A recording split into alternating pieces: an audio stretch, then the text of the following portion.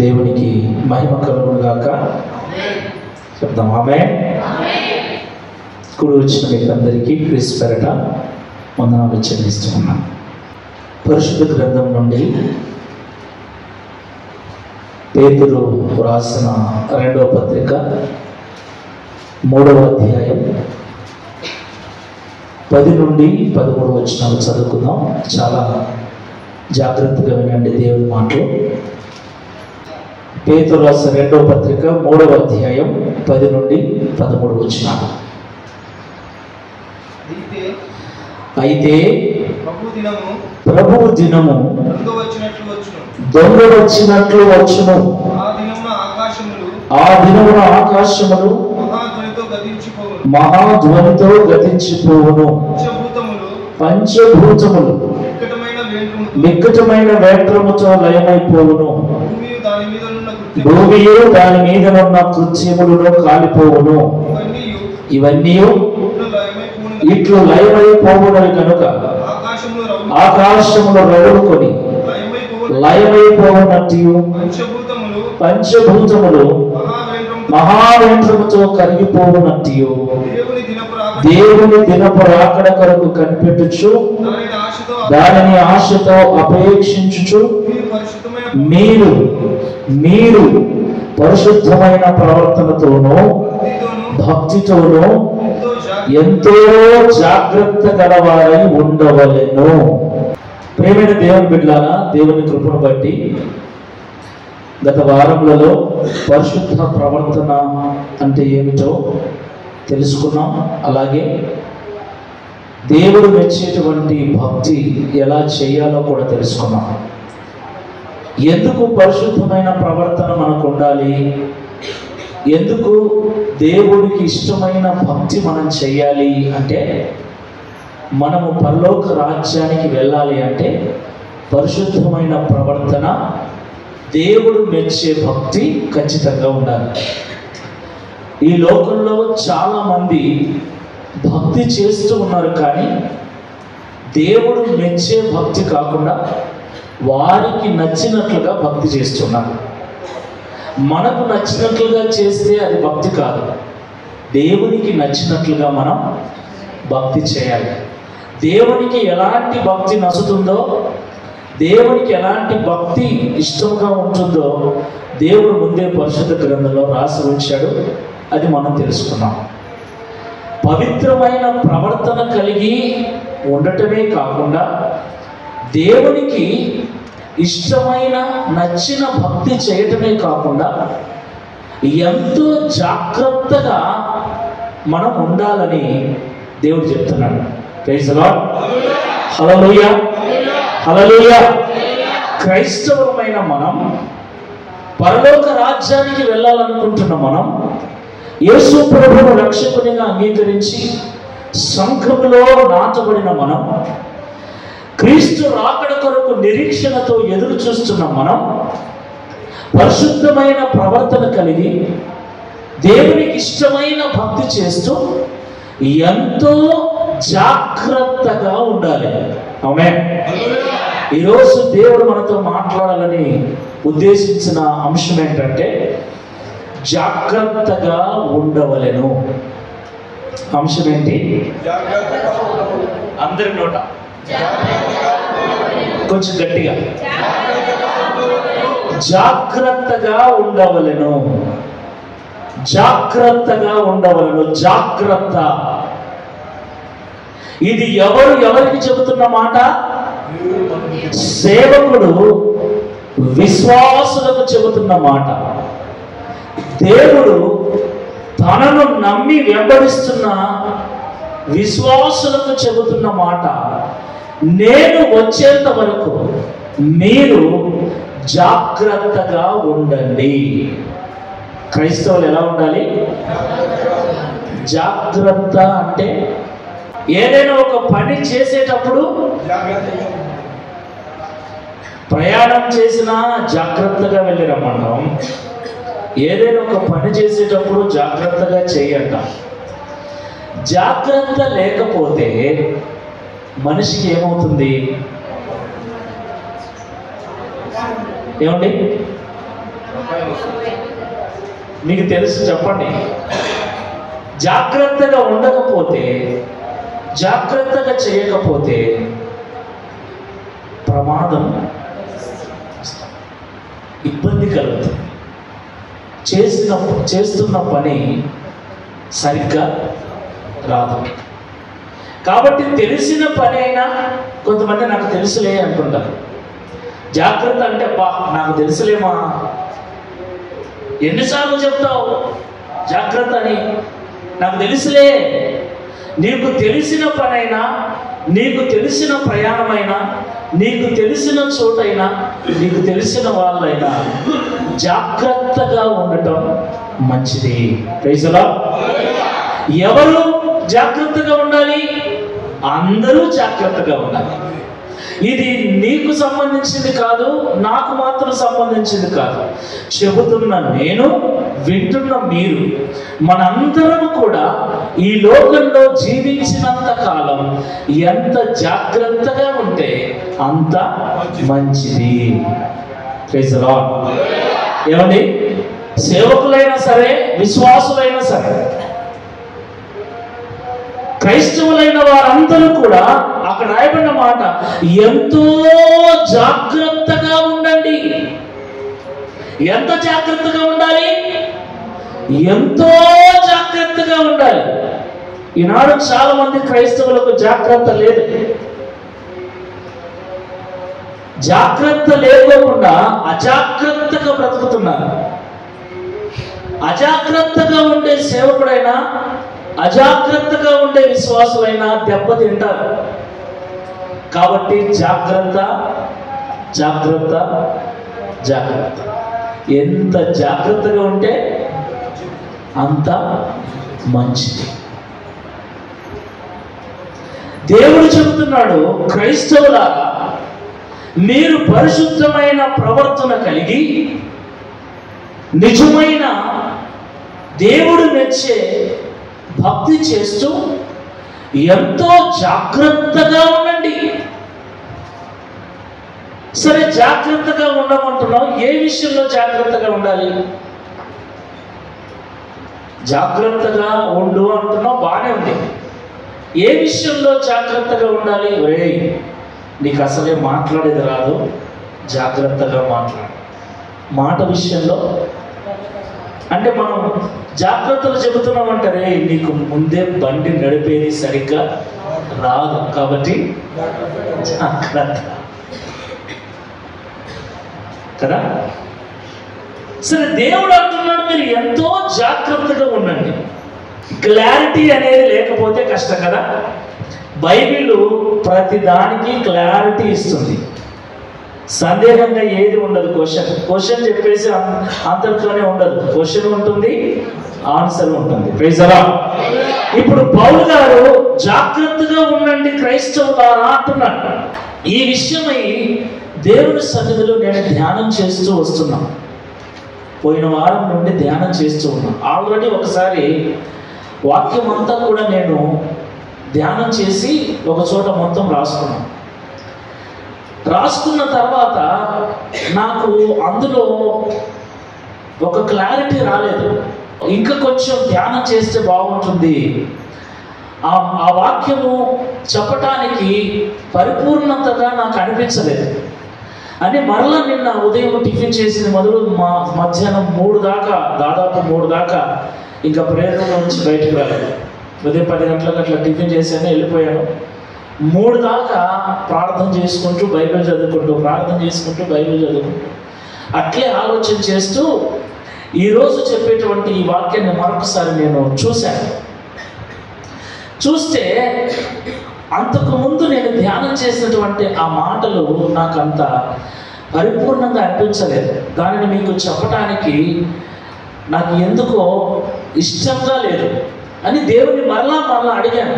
ప్రభువా, ఇది ఇంకా నాకు కన్క్లూజన్కు రాలేదు, ఇంకా నాకు ఎందుకో వెలితిగా అనిపిస్తుంది, ఇంకొంచెం నాతో మాట్లాడు అని ఎంతో జాగ్రత్త కలిగి ఉండాలనేటువంటి ఆ అంశంలో మరికొన్ని పాయింట్స్ను దేవుడు నాకు ఇచ్చాడు. ప్రభువుని అడిగాను, నేను అడిగాను, సరే ప్రభువా జాగ్రత్తగా ఉండాలంటే జాగ్రత్తగా ఉండండి అన్ని విషయాలలో అంటే సరిపోతుంది. ఒక మాటలో. కానీ అది క్లారిటీగా నాకు అనిపించకపోవడంతో దేవుణ్ణి అడిగాను, ఏ ఏ విషయాల్లో జాగ్రత్తగా ఉండాలో నువ్వు చెబితే సంఘానికి నేను నేర్పిస్తాను ప్రభువా అని దేవుని సన్నిధిలో ప్రార్థన చేసుకుంటూ ప్రభువుని అడిగాను. ప్రభువుని అడిగితే ప్రభు నాకు కొన్ని విషయాలు చెప్పాడు.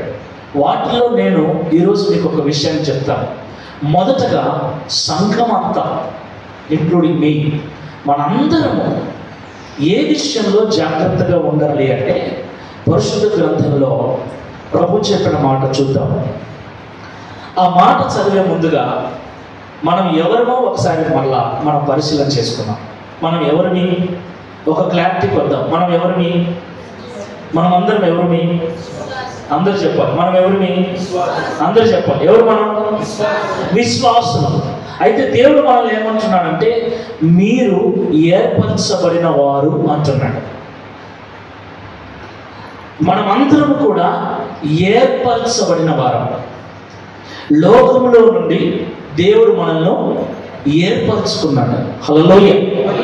చాలా మంది ఉన్నారు లోకంలో, అయితే వాళ్ళల్లో నుండి దేవుడు మనల్ని ఏరుకున్నాడు, సపరేట్ చేశాడు, ప్రత్యేకపరుచుకున్నాడు. దేవుని దృష్టిలో మనం లోక దృష్టిలో విశ్వాసులం కావచ్చు, కానీ దేవుని దృష్టిలో మనం ఏర్పరచబడిన వారం, అనగా ప్రత్యేకింపబడిన వారం, అనగా దేవునికి సొంతమైన వారం. హల్లెలూయా, హల్లెలూయా. మనం ఎవరిని? దేవునికి సొంతమైన వారం, దేవుని పక్షమున నిలబడిన వారం, దేవుని కొరకు జీవిస్తున్న వారం, దేవుని కోసం మాట్లాడుతున్న వారం, దేవుని గురించి పాడుతున్న వారము, దేవుని గురించి ప్రకటిస్తున్న వారము. మనము క్రీస్తు వారం. ఎవరు మనం? క్రీస్తు వారము. మనము దేవుని సంబంధులం, నిబంధన జనులం. హల్లెలూయా, హల్లెలూయా.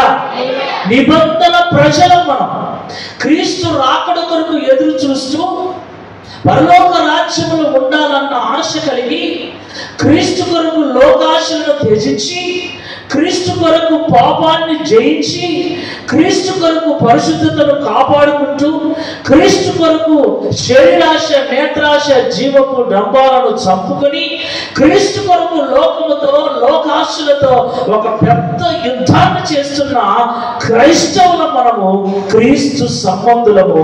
క్రీస్తు కొరకు క్రీస్తు చేత ఏర్పరుచుకున్న వారము. హల్లెలూయా, హల్లెలూయా, హల్లెలూయా. ఎవరు మనం? ఎవరు మనం? ఎవరు మనం? క్రైస్తవులం. అంటే ఎవరు మనం? క్రీస్తు కొరకు క్రీస్తు చేత ఏర్పరచబడిన వారు, లోకములో నుండి ప్రత్యేకింపబడిన వారము. హల్లెలూయా. మనం ఎవరు? క్రీస్తు కొరకు ఏర్పరచబడిన వారు. మనం ఎవరు?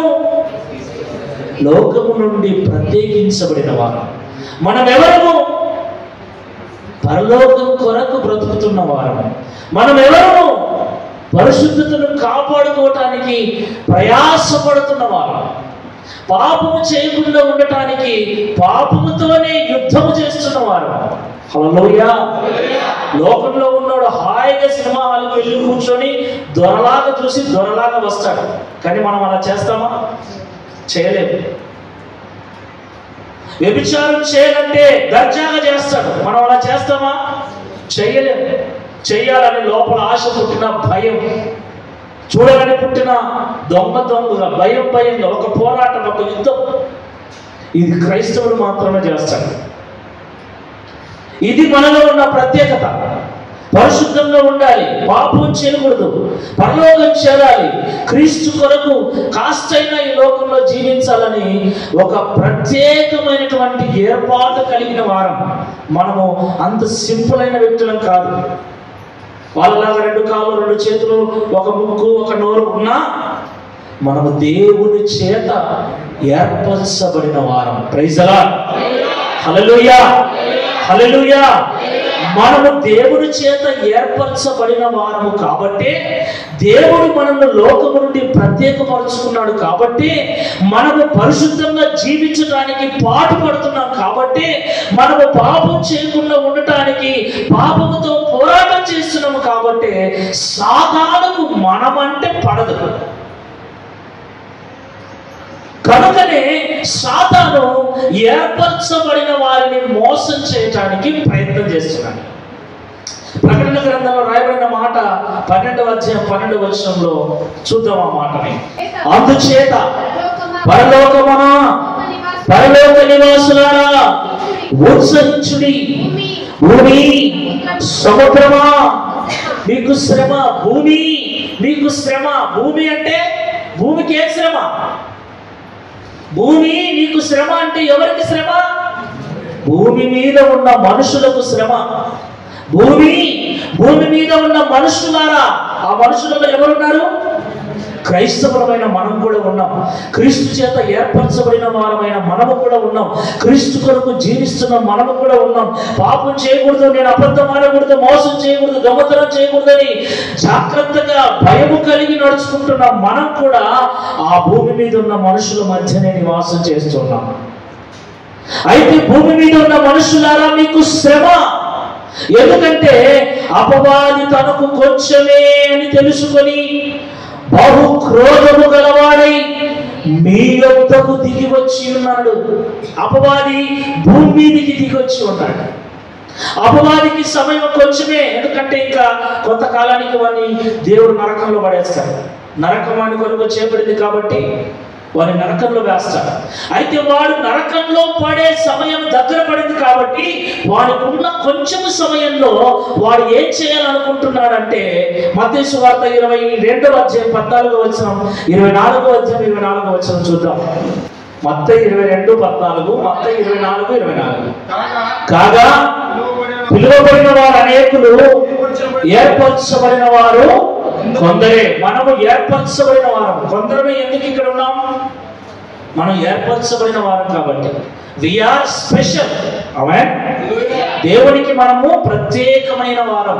లోకానికి మనం అంత ప్రత్యేకంగా కనబడకపోయినా, లోకం మనల్ని ఏం పెద్దగా పట్టించుకోకపోయినా, దేవుని దృష్టిలో వీఆర్ స్పెషల్ పీపుల్.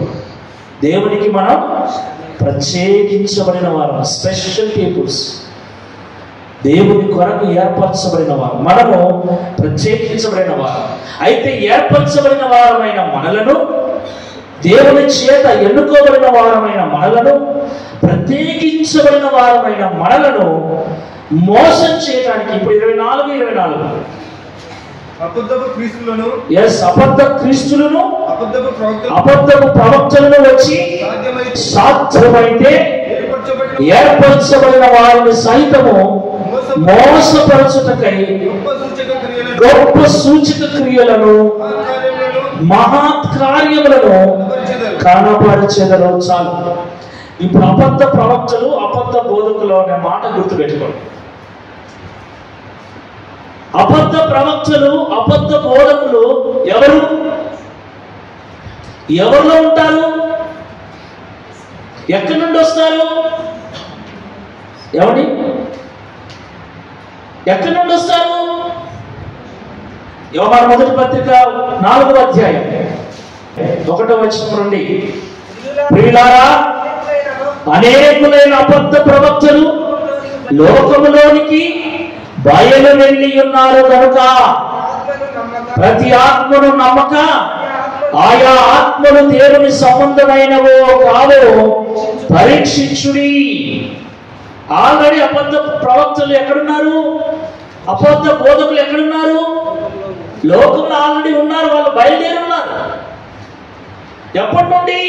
యేసు క్రీస్తు ప్రభుల వారి కాలం నుండి అబద్ధ బోధకులు, అబద్ధ ప్రవక్తలు ఉన్నారు. వాళ్ళ చేతుల్లో ఏముంటుంది? ఏముంటుంది వాళ్ళ చేతుల్లో? వాళ్ళ చేతుల్లో ఉండేది కూడా బైబిలే. వాళ్ళ బుక్ వేరేగా ఏముండదు. అబద్ధ బోధకులు అనేవాళ్ళు, అబద్ధ ప్రవక్తలు అనే వాళ్ళ చేతుల్లో కూడా బైబిలే ఉంటుంది. వాళ్ళు చెప్పేది కూడా బైబిల్ వాక్యమే. వీరందరినీ కూడా అపవాది వాడుకుని భూమి మీదకి దిగొచ్చాడు. వాడు సమయము కొంచెమేనని ఎరిగి ఏర్పరచబడిన వారిని మోసం చేయటానికి. ఏర్పరచబడిన వారు ఎవరు? మనల్ని మోసం చేయటానికి అపవాది అనేక మంది సేవకులలో జ్వరబడతాడు. నాలో కూడా జ్వరబడవచ్చు. అర్థమవుతుందా? నాలో కూడా సాతానుడు జ్వరబడి మిమ్మల్ని మోసపూరితమైన బోధలు నడిపించవచ్చు. మీరు 20 ఏళ్ల నుంచి నన్ను చూస్తున్నారు కాబట్టి మాయన్నేలే అనుకుంటాడు. మీ అన్న ఎప్పుడో సైతాను వశం అయిపోయింటాడు.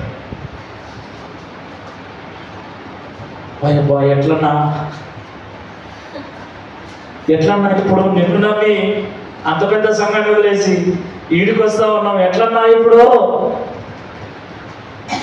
ఎలా అంటే దేవుడు చెప్తున్నాడు, యోహాను మొదటి పత్రికలో ఇందాక చదువుకున్నాము, నీకు బోధిస్తున్న బోధకుడు దేవుని ఆత్మ కలిగిన వాడా, దయ్యపు ఆత్మ కలిగిన వాడా నువ్వే గుర్తించాలి.